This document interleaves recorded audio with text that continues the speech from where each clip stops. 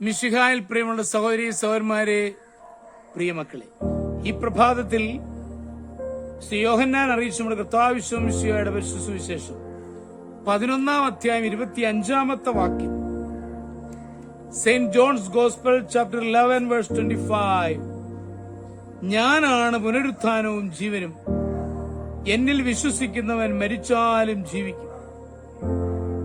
അമേരിക്കയിൽ നിന്ന് പ്രസിദ്ധീകരിക്കുന്ന ഒരു പത്രത്തിന്റെ ലേഖകനായിരുന്നു അലക്സാണ്ടർ ലേക്ക്. ഒരു വൈകുന്നേരം അടുത്തുള്ള പോലീസ് സ്റ്റേഷനിൽ നിന്നും പത്രത്തിന് ആവശ്യമായ വാർത്ത ശേഖരിക്കുകയായിരുന്നു ലേക്ക്. പെട്ടെന്ന് ശക്തമായ ഒരു ഉൾവിളി അദ്ദേഹത്തിന് അനുഭവപ്പെട്ടു. എഴുന്നേൽക്കുക, അടുത്തുള്ള പാർക്കിലേക്ക് ഓടുക. ആ സ്വരം അയാളെ അതിനായി നിർബന്ധിച്ചുകൊണ്ടിരുന്നു. മറ്റൊന്നും ആലോചിക്കാതെ ലേക്ക് അപ്പോൾ തന്നെ പാർക്കിലേക്ക് ഓടി. അദ്ദേഹം അവിടെ എത്തുമ്പോൾ ഒരു മനുഷ്യൻ സ്വയം തന്റെ ശിരസിലേക്ക് വെടിവെച്ച് ആത്മഹത്യ ചെയ്യുവാൻ ശ്രമിക്കുകയായിരുന്നു. മിന്നൽ പോലെ അവിടെ എത്തിയ ലേക്ക് അയാളുടെ റിവോൾവർ തട്ടിത്തെറിപ്പിച്ചു. രോഷാകുലനായ വ്യക്തി ലേക്കിന് നേരെ കടുത്ത ഭാഷയിൽ സംസാരിച്ചു. അയാളുടെ ശകാര വാക്കുകൾ കേട്ട ശേഷം ലേക്ക് സാവധാനം അയാളെ പാർക്കിലൂടെ നടത്തി. ദുഃഖം നിറഞ്ഞ തന്റെ ജീവിതം ആ മനുഷ്യൻ ലേക്കിന് മുൻപിൽ നിരത്തി. ദാരിദ്ര്യം മൂലം തകരുന്ന കുടുംബത്തിന്റെ അവസ്ഥ അയാൾ വിവരിച്ചു. എല്ലാം കേട്ട ശേഷം ലേക്ക് അയാൾക്ക് $10 തന്റെ സംഭാവനയായി നൽകി. ആത്മഹത്യ ഒന്നിനും പരിഹാരമല്ലെന്ന് കുറഞ്ഞ സമയം കൊണ്ട് ലേക്ക് അയാളെ പഠിപ്പിക്കുകയും ചെയ്തു. അവരിത് പറഞ്ഞുകൊണ്ടിരിക്കുമ്പോൾ കുറെ ചെറുപ്പക്കാർ എങ്ങോട്ടോ അതിവേഗത്തിൽ ഓടിപ്പോകുന്നത് അവർ കണ്ടു. തൊട്ടടുത്ത വീട്ടിലൊരു സ്ത്രീ ആകസ്മികമായി മരിച്ചുവത്രേ. കാര്യമെന്തെന്നറിയാനായി ലേക്കും മരിക്കാൻ തുനിഞ്ഞ ആ മനുഷ്യനും കൂടെ ആ സ്ത്രീയുടെ വീട്ടിലെത്തി.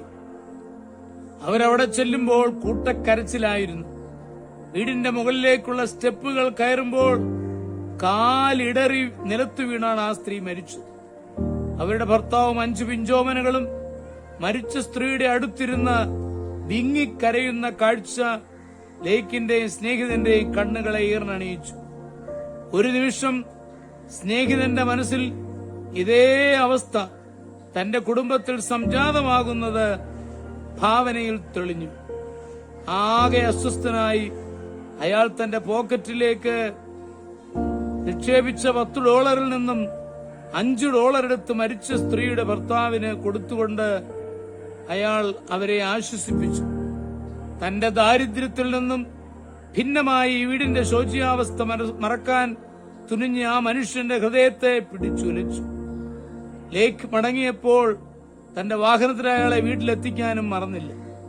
സ്നേഹിതൻ ആദ്യം ചെയ്തത് ചെന്നപാടെ അയാൾ തന്റെ പിഞ്ഞു കുഞ്ഞുങ്ങളെ വാരിയെടുത്ത് ഉമ്മ വയ്ക്കുകയായിരുന്നു. അയാളുടെ ഭാര്യ ആശ്വാസത്തോടെ ദൈവത്തിന് നന്ദി പറയുന്നതിലേക്ക് കണ്ടു. അവൾ പറഞ്ഞു, താങ്കൾക്ക് ഞാൻ ദൈവനാമത്തിൽ നന്ദി പറയുന്നു. എന്റെ ഭർത്താവ് തീർത്തും അസ്വസ്ഥനായാണ് വീട്ടിൽ നിന്നും ഇറങ്ങിപ്പോയത്. രാത്രി 7:30 വീട്ടിൽ മടങ്ങി വരാതിരുന്നപ്പോൾ ഞാൻ ദൈവസന്നിധിയിൽ കരങ്ങൾ ഉയർത്തി മുട്ടിൽ വീണ് കരഞ്ഞു പ്രാർത്ഥിക്കുകയായിരുന്നു.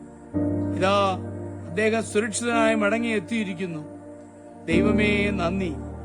ലേക്ക് ഓർത്തു, പത്രത്തിന് ആവശ്യമുള്ള വാർത്ത ശേഖരിക്കാൻ പോലീസ് സ്റ്റേഷനിലെത്തിയ തനിക്ക് പെട്ടെന്ന് പാർക്കിലേക്ക് ഓടണമെന്ന് തോന്നിയത് ദൈവം ആ സ്ത്രീയുടെ ഭർത്താവിനെ തിരികെ എത്തിക്കുവാനായിരുന്നല്ലോ.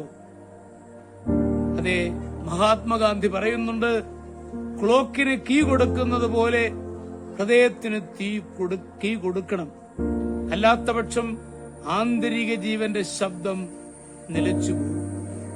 നമുക്കും പ്രാർത്ഥനയുടെ മനുഷ്യരാണ്.